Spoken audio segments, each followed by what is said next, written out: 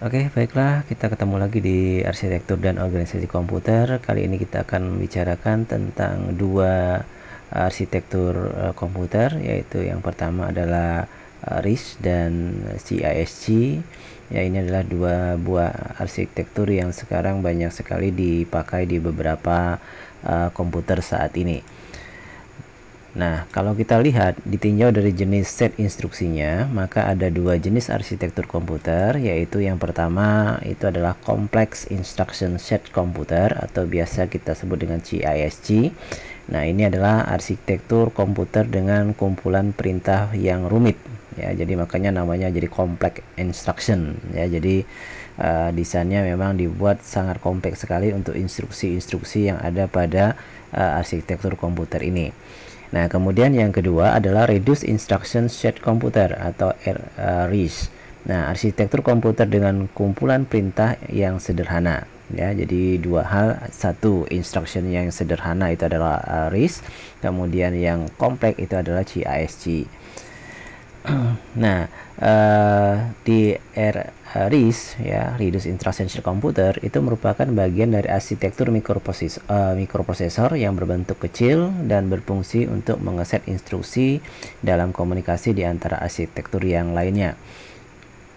Nah, proyek RISC pertama itu dibuat oleh IBM ya di standar Stanford dan Berkeley tahun 1970-an dan awal tahun 80-an. Kemudian IBM yang seri 801 ya, Stanford MVS, Berkeley RISC 1 dan juga RISC 2 dibuat dengan konsep yang sama sehingga dikenal dengan namanya adalah RISC ya, Reduced Instruction Set Computer.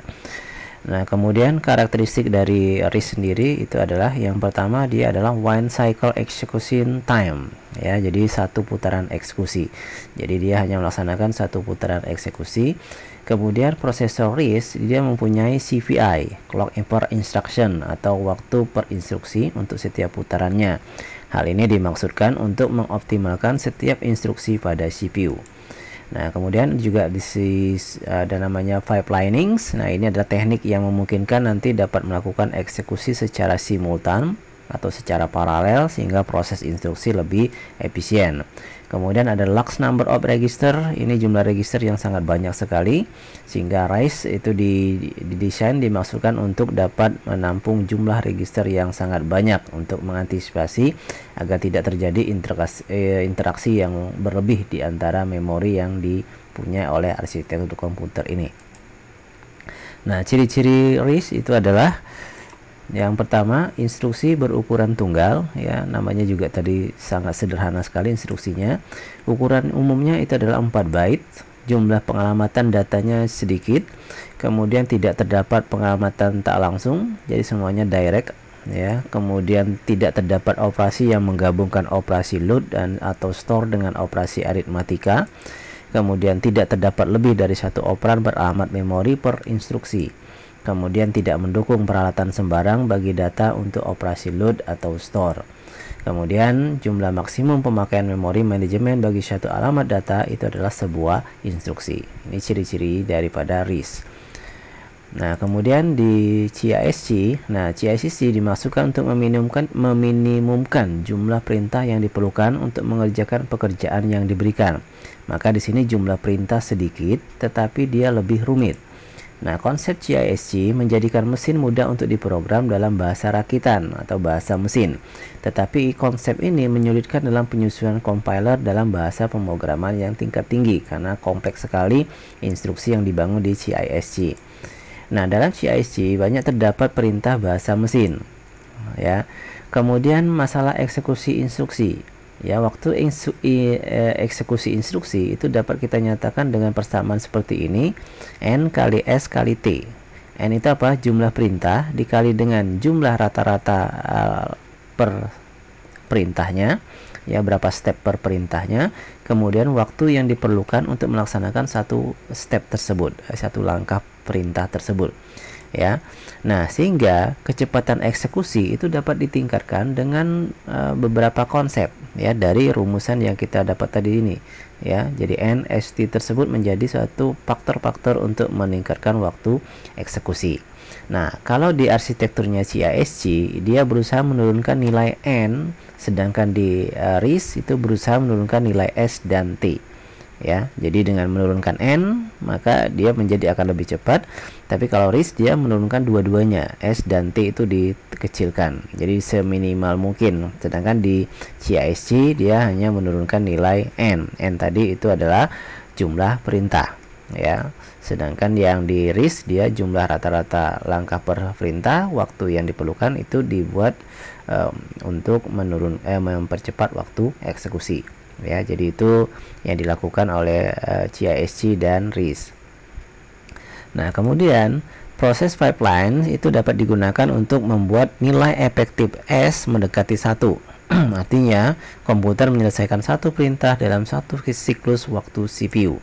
Nah, nilai T dapat diturunkan dengan merancang perintah yang sederhana. Jadi semakin sederhana maka dia waktunya akan semakin cepat. Oke, nah mengapa CISC? Nah, jumlah instruksi yang banyak dan instruksi yang kompleks ya, jadi instruksinya yang kompleks. Nah, dua alasan utama menjadi motivasi kecenderungan untuk menerapkan CISC adalah adanya keinginan untuk menyederhanakan compiler dan keinginan untuk meningkatkan kinerja. Nah, alasan penting lainnya adalah harapan bahwa CISC akan menghasilkan program yang lebih kecil dan lebih cepat. Ya, karena dia tadi kompleks tapi diusahakan dia sekecil mungkin dan secepat mungkin. Oke, karakteristik CISC versus RISC ya. Nah, rancangan RISC dapat memperoleh keuntungan dengan mengambil sejumlah features yang ada di CISC, dan rancangan CISC dapat memperoleh keuntungan dengan mengambil sejumlah features yang ada di RISC. Jadi di sini bisa saling pakai.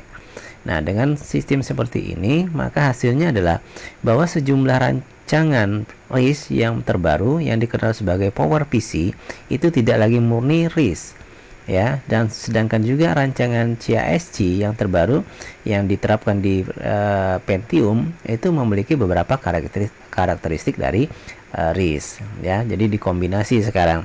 Jadi sudah tidak murni lagi RISC, sudah tidak murni lagi CISC.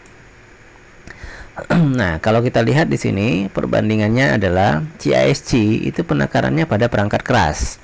Kalau RISC dia lebih ke perangkat lunaknya. Ya, jadi di situ perbedaannya. Kemudian di CISC termasuk instruksi kompleks multi clocks. Sedangkan di RISC itu di single clock hanya sejumlah kecil instruksi saja. Sedangkan di CISC untuk memori ke memori, dia load dan store saling bekerja sama. Kalau di RISC dia register to register. Jadi load and store itu adalah instruksi-instruksi yang terpisah. Jadi tidak jadi satu perintah. Kemudian untuk CISC ukuran kode kecil, kecepatannya rendah. Ya, walaupun kecil tapi kecepatannya rendah. Sedangkan RISC ukuran kodenya besar tapi dia kecepatan relatif tinggi. Ya, nah itu kelebihannya RISC. Nah, sedangkan untuk dari sisi transistor di CISC, transistor digunakan untuk menyimpan instruksi-instruksi yang kompleks. Sedangkan RISC itu transistor banyak dipakai untuk register memori. Ya, ini adalah perbandingan antara RISC dan CISC. Oke, kemudian Pentium Intel mampu mendominasi pasaran dan secara teknologi menggunakan rancangan CISC. Ya, jadi kalau kita lihat di komputer-komputer sekarang yang produknya Intel itu dia konsepnya sudah pakai CISC. Kemudian PowerPC ini adalah kelompok komputer yang menerapkan teknologi RISC.